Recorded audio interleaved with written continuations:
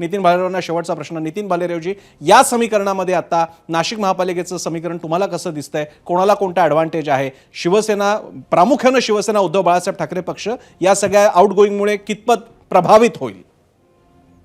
100% प्रसन्न. शिवसेना उद्धव बाळासाहेब ठाकरे पक्षाचे लचके तोडण्याकरता भाजप आणि एकनाथ शिंदे यांच्या शिवसेनेमध्ये अक्षरशः स्पर्धा चालू आहे.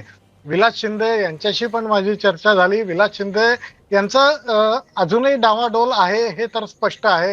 त्यांनी अजून निर्णय घेतला नाही, पण कुठलाही मोठा नेता जो आहे तो कुठलाही नेता आज उद्धव बाळासाहेब ठाकरे गटाकडे उरलेला नाही. त्याच्यामुळे जी काही सत्ता स्थापनेची जी स्पर्धा आहे बरं. ती फक्त एकनाथ शिंदेची शिवसेना आणि भाजप ही यांच्यामध्येच असणार. याच्यामध्ये कुठलंही वाद असायचं कारण नाही. अर्थात. कारण राष्ट्रवादीचे जे गणेश गीते आहेत खरं आहे. ते सुद्धा आता पुढच्या आठवड्यामध्ये भाजपमध्ये येत आहेत. पण या सगळ्या याच्यामध्ये प्रसन्न एक सर्वात महत्वाचं म्हणजे या सगळ्या घटनेमध्ये भाजपची जी पक्षाबाह्य सत्ता केंद्र निर्माण होत आहेत हो. ती अतिशय धोकादायक आहेत.